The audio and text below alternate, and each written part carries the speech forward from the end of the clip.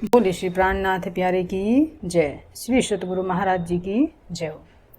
चिदादित्यं किशोरांगं परिधाम्नि विराजितं स्वरूप सचिदानंद निर्विकारं सनातनं बंदो सतगुरु चरण को करो सप्रेम प्रणाम। अशुभ हरण मंगल करण धनी देव चंद्र जी नाम। श्री प्राणनाथ सतगुरु परम विनय करो प्रणाम। उघरई विकट कपाटुर सुमरन जिनके नाम। श्री राम रतन सतगुरु मेरे काटो सकल कलेश चरणों में करो वंदना हृदय करो प्रवेश। श्री प्राणनाथ निज मूलपति श्री मेहराज शुभ नाम। तेज कुंवर श्यामा युगल को पल पल करो प्रणाम, पल पल करो प्रणाम।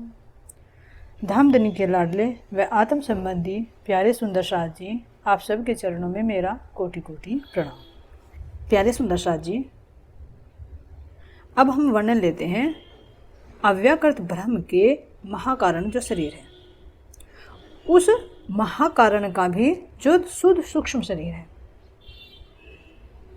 उस सूक्ष्म शरीर में क्या है? 4 द्वीप, जो किससे परे है? सुमंगला शक्ति से परे है।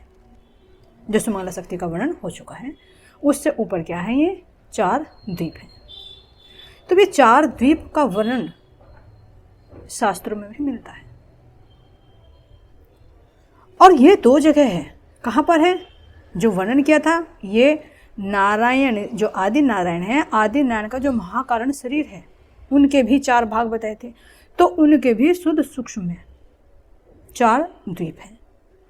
तो ये जो अव्याकृत के शुद्ध सूक्ष्म में 4 द्वीप हैं, उन्हीं का ही ये प्रतिबिंब रूप है, जो आदि नारायण के महाकारण के शुद्ध सूक्ष्म के अंदर मौजूद है। लेकिन अंतर इतना है कि ये सब बनने मिटने वाले हैं, अनित्य हैं, नश्वर हैं, और जो अव्याकृत के अंदर हैं वे सब शाश्वत हैं, अखंड हैं। तो अब उन 7 द्वीपों के नाम क्या हैं? नित्य वैकुंठ। उसके बाद कौन सा है? सतलोक। तो सबसे ऊपर कौन सा? नित्य वैकुंठ। क्यों? क्योंकि ये अपनी, इनका भी जो वर्णन है, इनकी शक्तियों के आधार पर, इनकी लीलाओं के आधार पर इनका एक स्थिति बताई है। तो सबसे ऊपर का स्थान कौन सा है? नित्य वैकुंठ का। उससे नीचे आता है सतलोक का, और उससे नीचे आता है श्वेत द्वीप, पुष्कर द्वीप, और उससे नीचे आता है श्वेत द्वीप। तो अब इनमें देखते हैं कि जो 4 द्वीप हैं, इन 4 द्वीपों का जो वर्णन किया गया है, तो इनको कैसे वर्णन किया कि जैसे कि ये 4 नेत्र हों, अव्याकृत के ये 4 नेत्र हों, जिसकी साक्षी ग्रंथों में भी मिलती है। तो 4 द्वीपों को क्या कहा गया है? दिव्य चक्षुरी वाततम, यानी ये 4 नेत्रों के समान प्रकाशित और दैदीप्यमान है। तो ये जो पद्म पुराण है और ब्रह्म वैवर्त पुराण है, तो इनके अंदर इन 4 द्वीपों का विस्तृत रूप से वर्णन मिलता है, जिसका थोड़ा सा संक्षेप में वर्णन यहाँ पर किया जा रहा है। तेन शून्यमिदं सर्व प्रकृत्य अंतर्गतम महत एवं प्रकृति रूपाया विभूते रूपम उत्तमम त्रिय पादि द्विभूति रूपम तु शृणु भूधर नंदिनी प्रधान परम व्योमनो रंतरा विरजा नदी तस्या पारे परे व्योमनी त्रिय पाद द्विभूति सनातनी अमृतम शाश्वतम नित्यम अनंतम परमम पदम शुद्ध सत्व में दिव्यम अक्षरम ब्राह्मण पदम तय दिशुणो परम धाम सदा पश्यन्ति सूर्य। ये क्या है? पद्म पुराण के उत्तरखंड के अध्याय 227 में इसका वर्णन किया गया है। इसके वर्णन में क्या कह रहे हैं? अक्षर ब्रह्म का विभूति रूप जो चतुर्थ पाद है, उसे अव्याकृत भी कहते हैं। इस अव्याकृत प्रकृति के अंतर्गत शून्य मंडल है। कौन सी प्रकृति के अंदर? अव्यक्त प्रकृति के अंतर्गत शून्य मंडल है, जिसको 7 शून्य के नाम से वर्णन किया गया है, जिसका उससे परे अव्यक्त का उत्तम विभूति स्वरूप, यानी अव्यक्त के जो शून्य मंडल है उस शून्य मंडल से 3 गुणा परम व्योम है, जिसके मध्य में विरजा नाम की नदी है। उस विरजा नदी के पार परम व्योम जो सनातन विभूति है वही विष्णु का परम पद है। इसी को क्या कहा गया है? यह विष्णु पद अमृत स्वरूप शाश्वत और नित्य है। इसमें शुद्ध सत्व मूर्ति भगवान श्री विष्णु विराजे हैं। तो अब ये कौन सी अवस्था में बताई गई है? यानी जो ये 4 द्वीप हैं, इन 4 द्वीपों में है तो इसमें पर विष्णु की ही लीला, जिसको सतपुरुष भी कहा गया है, लेकिन लीला के आधार पर इनके नाम अलग अलग दिए गए हैं। तो इनके अंदर देखते हैं कि सबसे पहला कौन सा आता है? नित्य वैकुंठ। तो नित्य वैकुंठ में किसका स्थान है? राम उपासकों का, जो राम को अपना इष्ट मानते हैं। इस नित्य वैकुंठ को साकेत धाम भी कहा जाता है, सांतनिक लोक भी कहा जाता है और अखंड अयोध्या भी कहा जाता है। तो नित्य वैकुंठ से नीचे आता है सतलोक। तो सतलोक में किसका स्थान है? कबीर पंथियों का। कबीर दास जी का भी स्थान यही बताया। अब ये जो कबीर पंथ वाले हैं, ये अपने धाम को क्या कहते हैं? ये कहते हैं अलख पुरुष का धाम, अचिंत्य पुरुष का धाम, आदि पुरुष का धाम, और इसके आधार पर जो 3 गुणों से परे हैं तो इसको निर्गुण धाम भी बोलते हैं। और यहाँ पर आत्माएं हंस रूप में रहती हैं, जो निर्मल आत्मा है उनको हंस रूप में वर्णन किया गया, तो इसलिए इसको हंस लोक भी कहते हैं। और हमेशा रहने वाला है, सत्य है, अखंड है, तो इसलिए इसको अमर लोक भी कहते हैं। अब उससे नीचे आता है पुष्कर द्वीप। तो इस पुष्कर द्वीप के अंदर देखते हैं कि पुष्कर द्वीप क्यों इसका नाम रखा गया? क्योंकि इस द्वीप की आकृति कैसी है? कमल के पुष्प के समान। और इसके अंदर जो लीला होती है तो वो लीला किसकी होती है? सतपुरुष की लीला होती है, जिसको पर विष्णु भी कहा जाता है। अब इसी सतलोक से लगता हुआ कौन सा द्वीप आता है? पुष्कर द्वीप। तो पुष्कर द्वीप, इसका नाम पुष्कर क्यों पड़ा? क्योंकि इसकी आकृति कमल के पुष्प के समान है। जो वर्णन किया जाता है इसका कि परिते पुष्करा करस्तम लोकम परिरक्षते, यानी इसके चारों तरफ क्या है? पुष्कर के कमल के समान शोभायमान है, तो इसलिए इसका नाम पुष्कर द्वीप पड़ा है। अब इसमें किसकी लीला होती है? पुरुष की लीला है, यानी जिसको सतपुरुष भी कहते हैं। तो सतपुरुष ही इसके अधिष्ठाता है इस लोक के। अब इसी के साथ में लगकर कौन सा आता है? श्वेत द्वीप। तो इस श्वेत द्वीप को विष्णु लोक और वैकुंठ धाम भी कहा जाता है। तो यहां पर विष्णु के उपासक पहुंचते हैं। अब ये श्वेत द्वीप, इसका नाम क्यों पड़ा? क्योंकि ये किसके अंदर है? ये पूरी तरह जल से घिरा हुआ है ये द्वीप। तो जल का रंग कैसा होता है? श्वेत। और जल के देवता कौन है? विष्णु। तो इसीलिए इस श्वेत द्वीप को विष्णु का धाम माना जाता है, जो इसकी साक्षी भी मिलती है। जल आवरण मध्य तो वैकुंठ कारणम शुभम आमोद शांतनिक आदिक भिर्लोकम बहुर्भि आवृतम, यानी जो ये सतलोक, ये जो श्वेत द्वीप है, श्वेत द्वीप चारों ओर जल से घिरा हुआ है और उसके मध्य में ये विराजमान है। तो ये जो विष्णु है ये पर विष्णु है। तो इन पर विष्णु को परम पिता भी कहा गया है, जो आता है ब्रह्म वैवर्त पुराण के कृष्ण जन्म खंड में वर्णन आता है कि ये जो विष्णु है ये ब्रह्मा विष्णु नारायण आदि इनके भी जनक है, पिता है। क्यों? क्योंकि वहीं से तो इन सब की उत्पत्ति होती है। तो जो सर्वोपरि है, सबसे ऊपर है, उच्च स्थान है, तो जाहिर सी बात है इनको जनक की उपाधि दी जा सकती है। तो ये जो पिता का वर्णन आया है कृष्ण जन्म खंड में, ये इन्हीं विष्णु के लिए आया है जो श्वेत द्वीप के अंदर मौजूद है। और इनका धाम कहाँ पर है? जो अष्टावरण आता है, अष्टावरण के अंदर जो जल तत्व है उसके अंदर भी विष्णु का वर्णन आता है, और जो सतलोक है उनके अंदर भी विष्णु का वर्णन आता है। तो ये तीनों रूप विष्णु के ही हैं। एक नारायण रूप में विष्णु है, तो एक सतलोक वाले विष्णु हैं, और एक इनसे परे पर विष्णु है, जो जिनका वर्णन श्वेतद्वीप के अंदर आता है। तो विष्णु का मतलब होता है जो विश्व के कण कण में मौजूद हो। तो कण कण में तो मौजूद है उनकी सत्ता, लेकिन उसका मूल कहाँ पर है? मूल है इसी श्वेतद्वीप के अंदर। तो श्वेतद्वीप के अंदर मूल रूप में विराजमान है, और बाहर ये अपनी सत्ता के रूप में व्यापक है।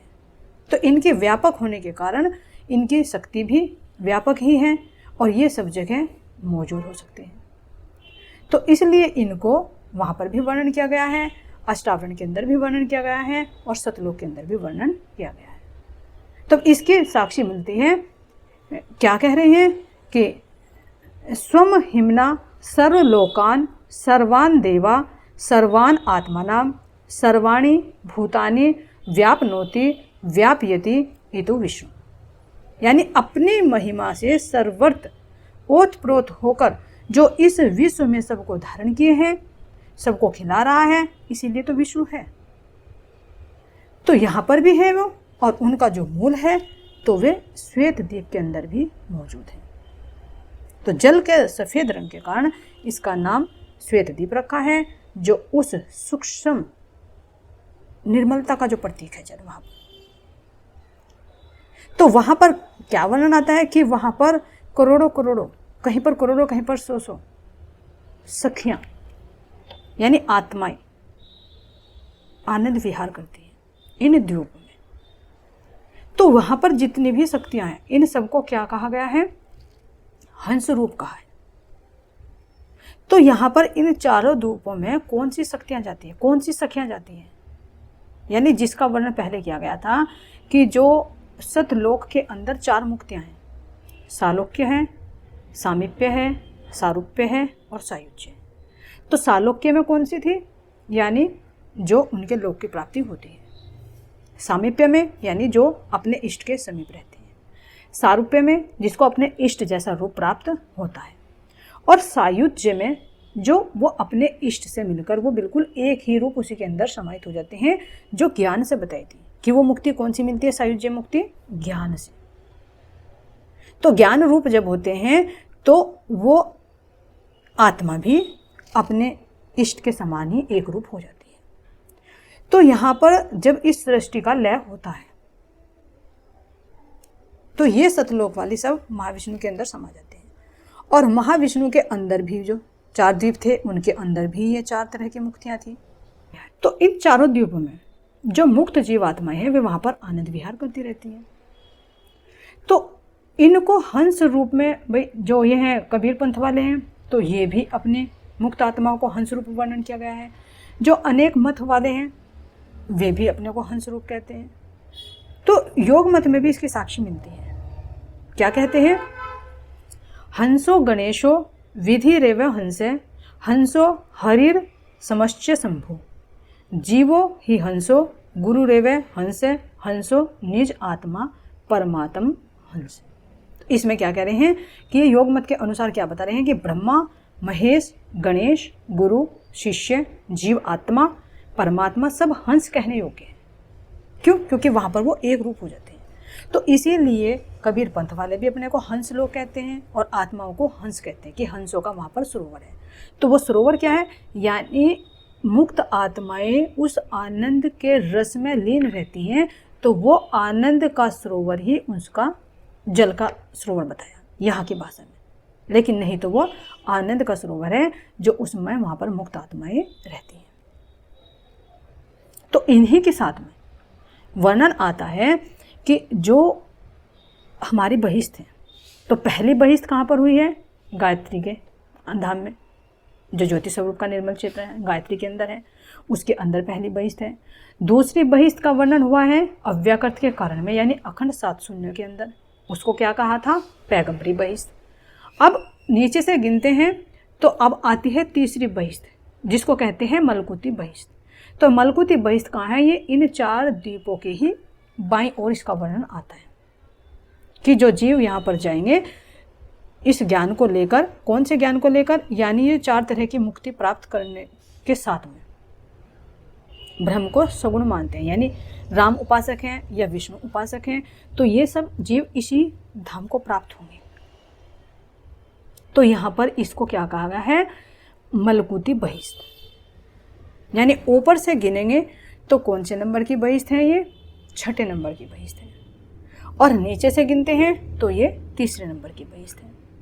लेकिन इसका वर्णन करते हुए महाराज जी क्या कह रहे हैं, खुलासा ग्रंथ के प्रकरण 5 में जो 11वीं और 12वीं चौपाई है उसमें महाराज जी क्या कह रहे हैं, बहिष्ठ हाल 4 कुरान में कहिया 8 होशी आखर, ए भी सुनो तुम बेवरा देखो मोमिन सहूर कर। तो महाराज जी इसके अंदर क्या बता रहे हैं कि कुरान के अंदर 4 बहिष्ठों का वर्णन है और आखिर में 8 बहिष्ठ होंगी, तो इनका भी तुम विवरण सुनो और सहूर करके विचार करके इनके बारे में सोचो। क्या कह रहे हैं आगे, 3 भिष्ट हाल 4 का बेवरा, 3 भिष्ट हाल 4 का बेवरा, 1 मलकुती बहिष्ठ, 2 बहिष्ठ अव्वल लैल की, 4थी महमद आयजीत। तो ये जो कुरान में 4 बहिष्ठ है इसका वर्णन करते हुए कह रहे हैं महाराज जी कि 3 भिष्ट हाल 4 का बेवरा, जो ये 4 बहिष्ठ हैं जो कुरान में वर्णित हैं, तो इनका बेवरा सुनिए। तो कौन सी बहिष्ठ है, 1 मलकुती बहिष्ठ, ये मलकुती बहिष्ठ जो इस शुद्ध सूक्ष्म के अंदर यानी 4 द्वीपों के अंदर मौजूद है। तो ये कौन सी बहिष्ठ है, मलकुती यानी बैकुंठ की बहिष्ठ। अब 2 बहिष्ठ अव्वल लैल की, अव्वल लैल की कौन सी बहिष्ठ है, यानी जो सबलिक के कारण और महाकाल में ब्रज और रास की लीला है, वे अव्वल लैल की बहिष्ठ हुई। और 3रे नंबर की बहिष्ठ ये मलकुती हुई, और 4थे नंबर की सबलिक के निर्मल चित्त के अंदर जो तृतीय कृष्ण का मुक्ति धाम है जिसको महमदी बहिष्ठ भी कहा गया है, 4थी बहिष्ठ है। तो ये 4 कुरान में बहिष्ठों का वर्णन किया गया है, यानी अखंड ब्रज वाली, अखंड रास वाली और तृतीय कृष्ण के मुक्ति धाम वाली, निर्मल चित्त वाली, यह सबलिक के कारण में, महाकाल में और निर्मल चित्त में। और 1 बहिष्ठ ये हुई मलकुती बहिष्ठ यानी अव्याकृत के महाकाल में, जिसको सबलिक का स्थूल भी कह सकते हैं। तो ये 4 कुरान में वर्णित बहिष्ठ हैं, और जो 4 नई बहिष्ठ हैं वे सत्य स्वरूप के महाकाल निर्मल चित्त में हैं, जिनको ब्रह्म सृष्टियों की बहिष्ठ है।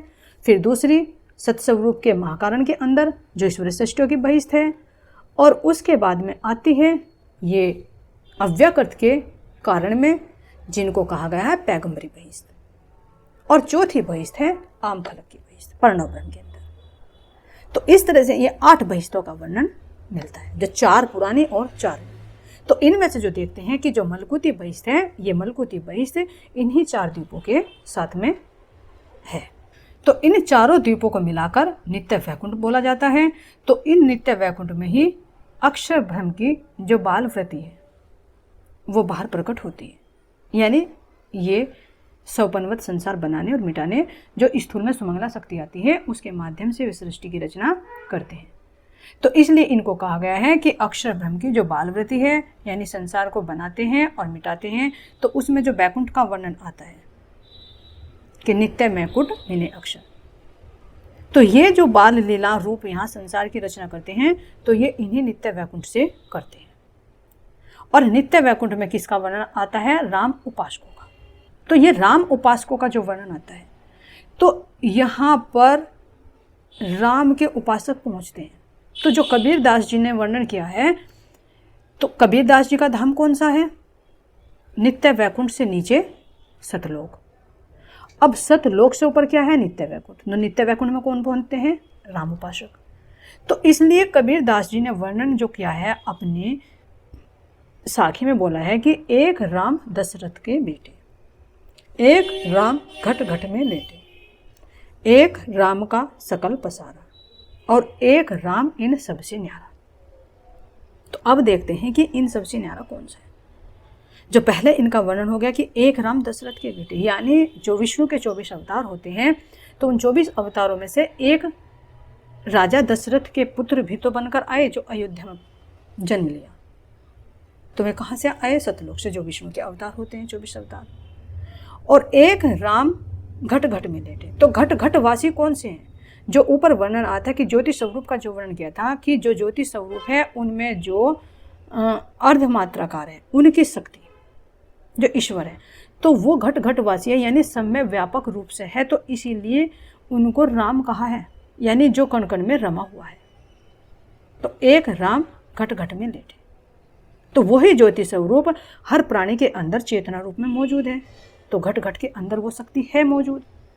तो एक राम दशरथ के बेटे, एक राम घट घट में लेटे, एक राम का सकल पसारा। तो वो कौन सा राम है जिसका सकल पसारा है? ये है आदि नारायण, जिनको महाविष्णु भी कहा। तो उन्हीं के अंदर से जब वे प्रकट हुए तो उनके अंदर क्या भाव आया कि अहम एकम बहुश्याम, कि मैं एक हूँ एक से अनेक हो जाऊँ। तो जब उन्होंने विस्तार किया कि मैं एक हूँ एक से अनेक हो जाऊँ, तो हर एक के अंदर जड़ हो चाहे चेतन हो, सबके अंदर उन्हीं का ही तो विस्तार हुआ, जो अक्षर ब्रह्म का मन स्वरूप है। तो सब में उन्हीं की शक्ति व्यापक हो गई ज्योति स्वरूप के माध्यम से। तो एक राम का सकल पसारा और एक राम इन सबसे न्यारा। तो इन सबसे न्यारा का मतलब ये तीनों तो हो गए क्षर के अंदर, और जो चौथा राम हुआ इन सबसे न्यारा, इन तीनों से न्यारा, जिसको नित्य वैकुंठ में बताया गया है। तो ये राम उपासक किससे ऊपर जाते हैं? सतलोक से ऊपर, नित्य वैकुंठ। तो इसलिए कबीरदास जी ने वर्णन किया है कि ये इन सबसे न्यारा है, इस हद भूमि से न्यारा है, जिसको अखंड और नित्य वर्णन किया गया है। तो इस अखंड को जानने वाले जब इनके धाम को प्राप्त होंगे तो वहाँ पर हमेशा हमेशा के लिए आनंद के लीलाओं में मग्न रहेंगे, जिनको वहाँ पर हंस रूप मुक्त आत्माएं कहा गया है। तो पुष्कर द्वीप के अंदर जो सतपुरुष की लीला बताई गई है, तो इस सतपुरुष को पर विष्णु भी कहा गया है। तो इन पर विष्णु में ही है, तो चारों द्वीपों में इसी पर विष्णु की लीला है, इसी सतपुरुष की लीला, जो सतपुरुष नीचे अव्या आदिनारायण के महाकाल में भी प्रकट हुए, जो तीन रूप बताए थे, कबीर, धर्मदास और सतपुरुष। तो ये ही सतपुरुष है, यानी पर विष्णु है, जो सृष्टि में आकर प्रवेश करते हैं। तो इन चारों द्वीपों में इसी पर विष्णु की लीला है, इससे परे विष्णु की कोई लीला नहीं है। क्योंकि यहाँ पर आकर क्या हो जाता है, ये जो अव्यकृत है, अव्यकृत के ये चतुर्थ पाद कंप्लीट हो गए हैं, और इनके जो सूक्ष्म पाद है, जो चार द्वीप है, तो यहीं तक विष्णु की लीला है।